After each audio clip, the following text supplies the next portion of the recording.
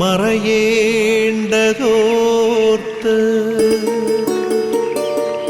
ചന്ദ്രനക്ഷത്രാദികൾ വിതുമ്പുമ്പോൾ മാറ്റമില്ലാതെങ്ങും വിരാജിക്കും ദൈവമേ, അങ്ങയെ വാഴ്ത്തുന്നു ഞങ്ങൾ. ഉദിച്ചെങ്ങും പ്രഭതൂകും പാരിലെ സൂര്യരശ്മിയേക്കാൾ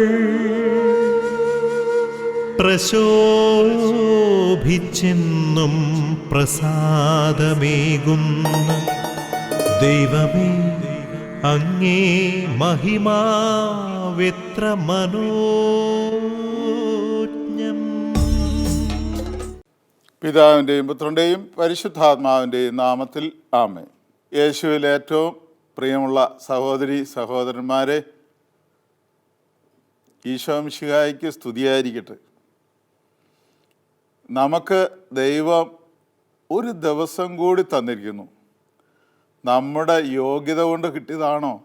ദൈവത്തിൻ്റെ വലിയ കരുണ, ദൈവത്തിൻ്റെ വലിയ സ്നേഹമാണ്. പുതുപുത്തൻ അനുഭവങ്ങളുമായി ദൈവത്തിൻ്റെ കരുണയും സ്നേഹവും ഇതാ നമ്മോടൊപ്പം. ദൈവം നമ്മിൽ നിന്ന് ഒരുപാട് പ്രതീക്ഷിക്കുന്നു എന്നതിൻ്റെ അടയാളം. ഈ ഒരു ദിവസം ദൈവം നമുക്കായി സൃഷ്ടിച്ച ഈ പ്രപഞ്ചത്തിലെ മനോഹരങ്ങളായ എല്ലാം അനുഭവിക്കുവാൻ, കൺകുളിർക്ക് കണ്ട് ദൈവത്തെ സ്തുതിക്കുവാൻ ഒരു ദിവസം കൂടി. ദൈവത്തിന് നന്ദി പറയാം. ഫലപ്രദമായി ഈ ഒരു ദിവസം ചെലവഴിക്കാനുള്ള കൃപയ്ക്ക് വേണ്ടി പ്രാർത്ഥിക്കാം. ലോകമെമ്പാടുമുള്ള എല്ലാ ഗുഡ്നെസ് TV പ്രേക്ഷകരെയും വളരെ സ്നേഹത്തോടെ സന്തോഷത്തോടെ ഈ പ്രഭാത വിരുന്നിലേക്ക് സ്വാഗതം ചെയ്യുന്നു. പ്രിയമുള്ളവരെ, നമുക്ക് പരിശുദ്ധ അമ്മയുടെ മാധ്യസ്ഥം യാചിച്ചുള്ള ഈ പ്രാർത്ഥനാ ശുശ്രൂഷയിൽ നമുക്ക് എല്ലാ കുടുംബങ്ങളെയും സമർപ്പിച്ച് പ്രാർത്ഥിക്കാം. സമൂഹത്തിൻ്റെ ഹൃദയം കുടുംബമാണല്ലോ. ആ കുടുംബ ബന്ധങ്ങൾ ഇന്ന് ശിഥിലമാകുന്ന കാഴ്ചയാണ് ഏറ്റവും കൂടുതൽ. അതിൻ്റെ ദോഷഫലങ്ങൾ വളരെ വലിയ ദുരന്തങ്ങളാണ് ഉണ്ടാക്കുന്നത്. ഭാര്യ ഭർത്താക്കന്മാർ, മാതാപിതാക്കളോടുള്ള ബന്ധം, സഹോദരങ്ങൾ തമ്മിലുള്ള ബന്ധം, ഇതെല്ലാം. അപ്പോൾ അതുകൊണ്ട് നമുക്ക് എല്ലാ കുടുംബങ്ങളെയും, അടിസ്ഥാനം കുടുംബമായതുകൊണ്ട് കുടുംബങ്ങളെ സമർപ്പിച്ച്, തിരുക്കുടുംബത്തിന് സമർപ്പിച്ചുകൊണ്ട് പരിശുദ്ധ അമ്മയുടെ മാധ്യസ്ഥം യാചിച്ച് എല്ലാ കുടുംബങ്ങൾക്കും വേണ്ടി പ്രാർത്ഥിക്കാം. നന്മ നിറഞ്ഞ മറിയമേ സ്വസ്തി, കർത്താവ് അങ്ങയുടെ കൂടെ സ്ത്രീകളിൽ അങ്ങ് അനുഗ്രഹിക്കപ്പെട്ടവളാവുന്നു. അങ്ങയുടെ ഉദരത്തിന് ഫലമായി ഈശോ അനുഗ്രഹിക്കപ്പെട്ടവനാവുന്നു. പരിശുദ്ധ മറിയമേ തമ്പുരാൻ്റെ അമ്മേ, പാപികളായ ഞങ്ങൾക്ക് വേണ്ടി ഇപ്പോഴും ഞങ്ങളുടെ മരണസമയത്തും തമ്പുരാനോട് അപേക്ഷിക്കണമേ. ആമേൻ. പ്രിയമുള്ളവരെ, സാമൂഹലിനെ ദൈവം വിളിച്ചപ്പോൾ ദൈവമേ അരുളി ചെയ്താലും ഇതാ ഞാൻ എന്ന് പറഞ്ഞ് നിന്ന ഒരു സന്ദർഭമുണ്ട്. നമുക്കതുപോലെ നിൽക്കാം ദൈവസന്നിധിയിൽ. ഇന്ന ദിവസം ദൈവം തരാൻ ആഗ്രഹിക്കുന്ന സന്ദേശം ഉൾക്കൊള്ളാനുള്ള വലിയ കൃപയ്ക്ക് വേണ്ടി നമുക്ക് പ്രാർത്ഥിക്കാം. പിതാവായ ദൈവമേ, തന്നെ വിശ്വസിക്കുന്ന ഒരുവൻ പോലും നശിച്ചു പോകാതെ നിത്യജീവൻ പ്രാപിക്കേണ്ടതിന് തൻ്റെ ഏകജാതനെ നൽകുവാൻ തക്കവിധം അത്രമാത്രം ഞങ്ങളെ സ്നേഹിച്ച നല്ല ദൈവമേ, അവിടുന്ന് ഞങ്ങളെ വിലയുള്ളതായി കണ്ടു, പ്രിയങ്കരരായി കണ്ടു, ബഹുമാന്യരായി കണ്ടു. അതുകൊണ്ടാണല്ലോ അവിടുത്തെ പുത്രനെ അയക്കാൻ തയ്യാറായത്. ആ പുത്രൻ പരിശുദ്ധ അമ്മയിൽ നിന്ന് മാംസം സ്വീകരിച്ച് മനുഷ്യനായി അവതരിച്ചല്ലോ. ആ വചനത്തെ ഉൾക്കൊണ്ട് ഫലങ്ങൾ നൽകുവാൻ, 100 മേനി 30 മേനി 60 മേനി ഫലങ്ങൾ പുറപ്പെടുവിക്കുവാൻ ഞങ്ങളെ ഓരോരുത്തരെയും ശക്തിപ്പെടുത്തണമേ. പരിശുദ്ധാത്മാവിനെ അയച്ച് ഞങ്ങളുടെ ഹൃദയമാകുന്ന വയലുകളെ ഒരുക്കണമേ എന്ന് പ്രാർത്ഥിക്കുന്നു. നിത്യം പിതാവും പുത്രനും പരിശുദ്ധാത്മാവുമായ സർവേശ്വര എന്നേക്കും ആമേൻ. പരിമളത്തിനുറവയാം നറുസൗരഭ്യമാകട്ടെ ഞങ്ങളുമീ മണ്ണിൽ.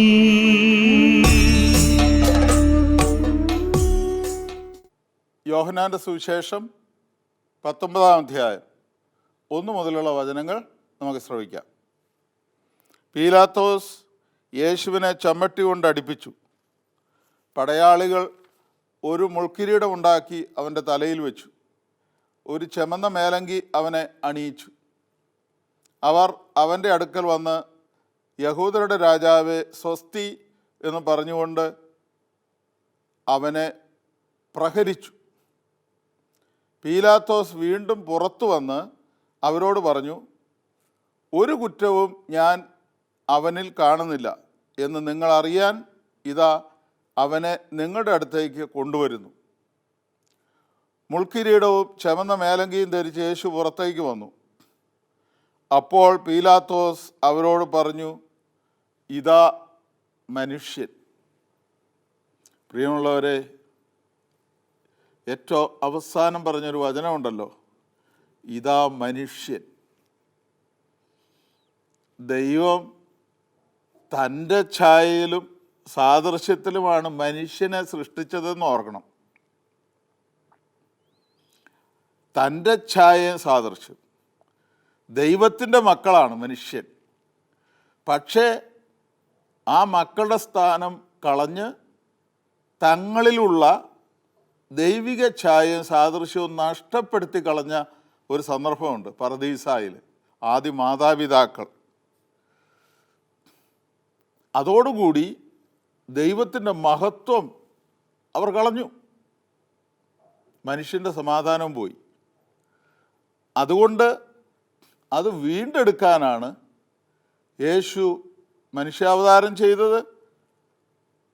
ദൈവം മനുഷ്യനായി നമ്മുടെ ഇടയിൽ വസിച്ചു. അപ്പോൾ എന്തിനാണത്?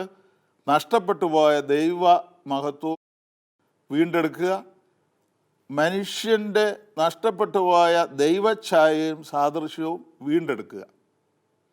അപ്പോൾ ഒരു യഥാർത്ഥ മനുഷ്യനാകുന്നത് ആണ് ദൈവത്തിൻ്റെ പദ്ധതിയിലുള്ളത്. യഥാർത്ഥ മനുഷ്യൻ, പൂർണ്ണനായ ഒരു മനുഷ്യൻ.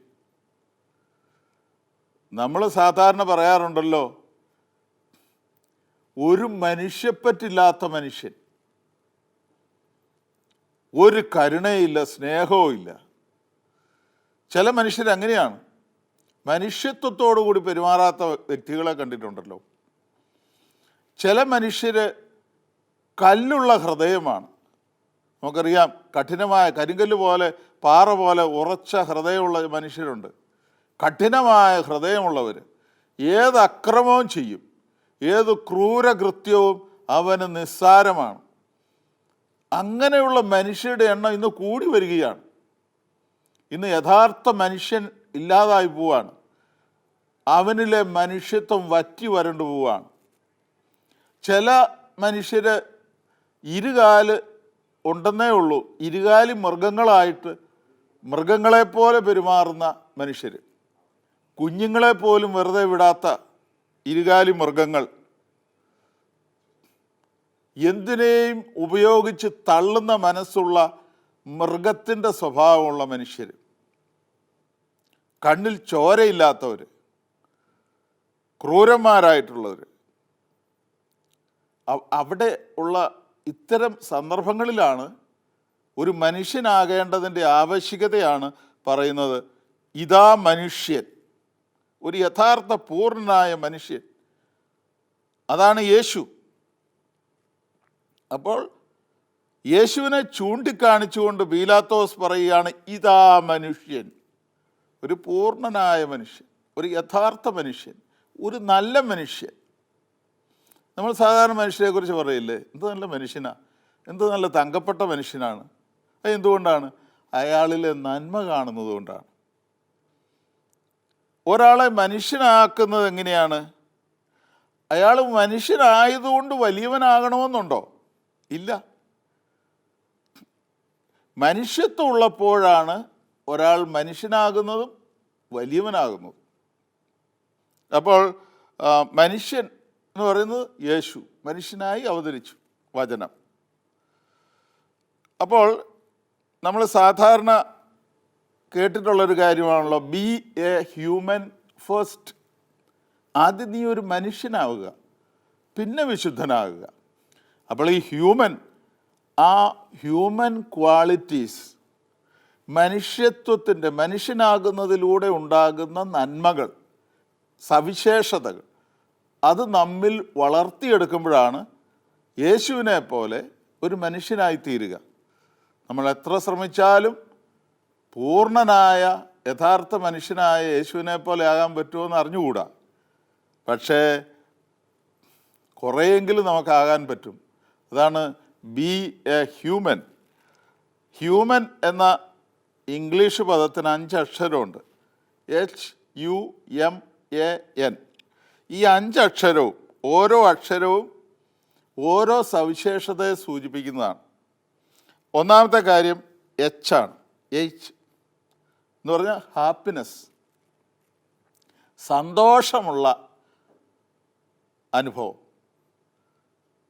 നിങ്ങൾ ഹൃദയത്തിൽ സന്തോഷമുള്ളവരായിരിക്കുക.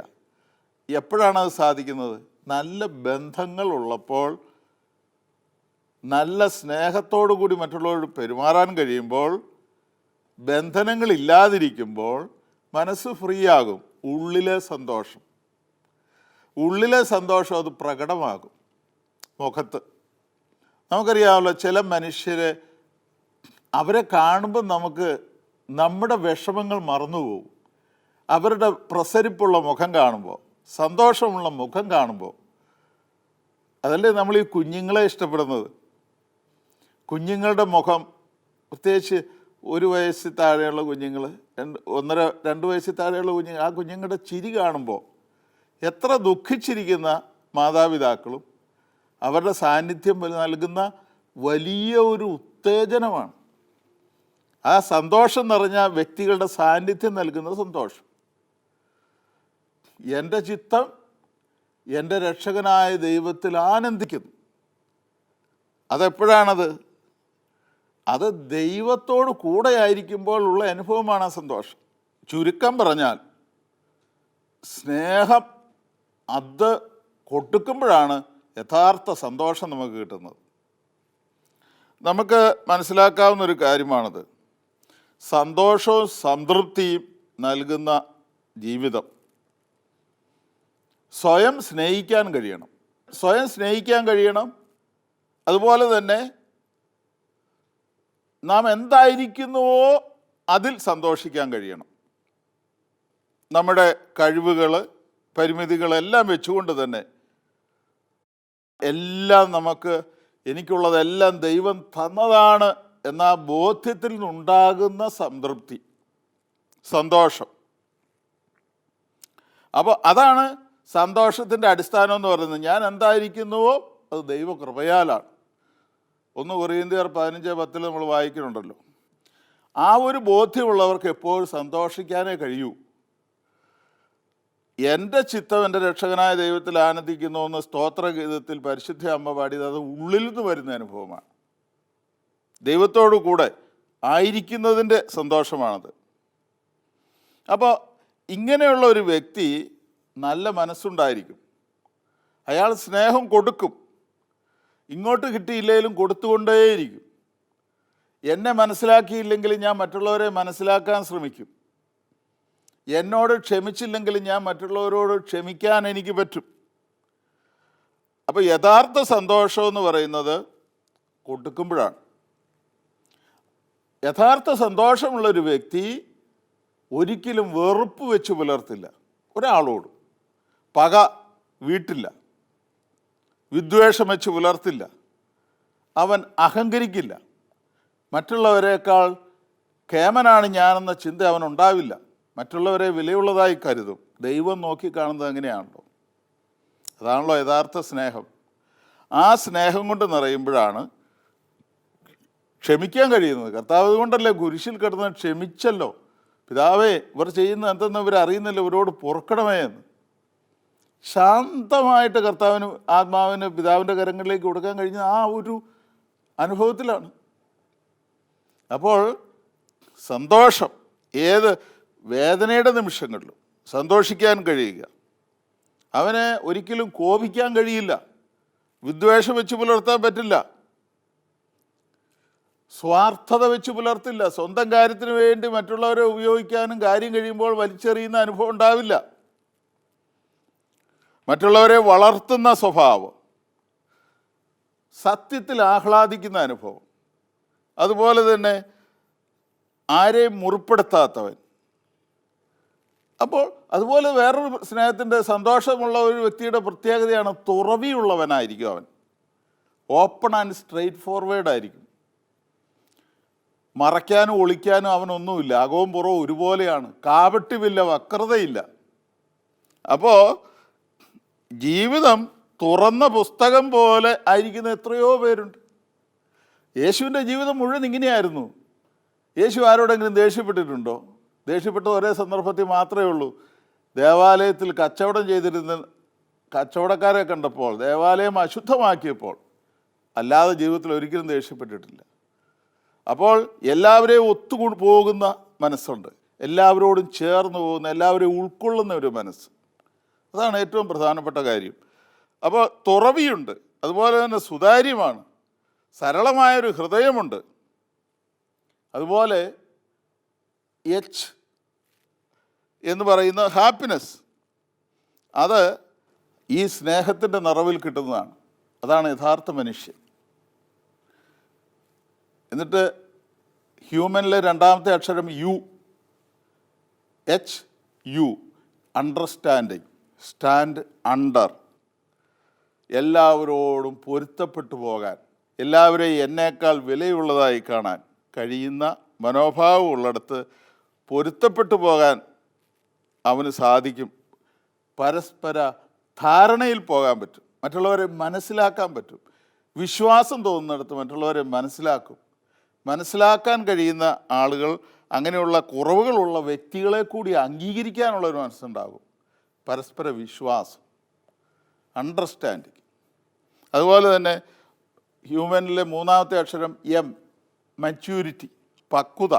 എല്ലാ തലങ്ങളിലുമുള്ള പക്വതയുള്ള മനുഷ്യൻ. യേശുവിൻ്റെ ജീവിതം അത് തന്നെയായിരുന്നല്ലോ. കാരണം യുക്തി വിചാരത്തോടും ഉത്തരവാദിത്വത്തോടും കൂടി പ്രവർത്തിക്കാനുള്ള ഒരു കഴിവ് യേശുവിനുണ്ടായിരുന്നു. സന്ദർഭം അനുസരിച്ച്, സാഹചര്യം അനുസരിച്ച് കരുണയുള്ളവരോട് കരുണ കാണിക്കേണ്ടതിൻ്റെ അനുഭവം. ചിലപ്പോഴൊക്കെ പരുഷമായിട്ട് സംസാരിക്കേണ്ടിടത്തും അങ്ങനെയും പറഞ്ഞു. ചിലപ്പോഴൊക്കെ പുരോഹിതരെയും യഹൂദ പ്രമാണികളെ വിമർശിക്കുന്നതൊക്കെ നമ്മൾ കാണുന്നുണ്ട്. ഉത്തരവാദിത്വത്തോടു കൂടി, ബോധ്യത്തോടു കൂടി, യുക്തി വിചാരത്തോടു കൂടി ഇടപെടുന്ന അനുഭവം. അതുപോലെ തന്നെ നാലാമത്തെ അക്ഷരമാണ് എബിലിറ്റി, കഴിവ്. ദൈവം നമുക്ക് തന്നിട്ടുള്ള കഴിവുകൾ കണ്ടെത്തണം. ഇല്ലാത്തതിനെക്കുറിച്ച് പരാതി പറയാതെ തന്നിട്ടുള്ളത് കണ്ടെത്തി വളർത്തി മറ്റുള്ളവർക്ക് വേണ്ടി വിനിയോഗിക്കുമ്പോഴാണ് എബിലിറ്റി, കഴിവ്. അവസാനത്തെ അക്ഷരം എന്ന് പറയുന്നത് എൻ ആണ്. ഹ്യൂമനിലെ അവസാനത്തെ അക്ഷരം എൻ, നൊബിലിറ്റി, കുലീനത. പ്രവൃത്തിയിലും പെരുമാറ്റത്തിനുമുള്ള കുലീനത. മറ്റുള്ളവരെക്കാൾ താൻ ചെറുതാണെന്ന ബോധ്യം, അതിനേക്കാൾ ഉപരി മറ്റുള്ളവരെ വേദനിപ്പിക്കാതെ, മുറിപ്പെടുത്താതെ, തളർത്താതെ വളർത്തുന്ന മനോഭാവം. അപ്പോൾ നമുക്ക് ഒരു ഹ്യൂമൻ ആകാം, മനുഷ്യനാകാം, യേശുവിനെ പോലെ. പിതാവേ, സ്നേഹാഗ്നിയാൽ ജ്വലിക്കട്ടെ മക്കളാ ഞങ്ങളെല്ലാം.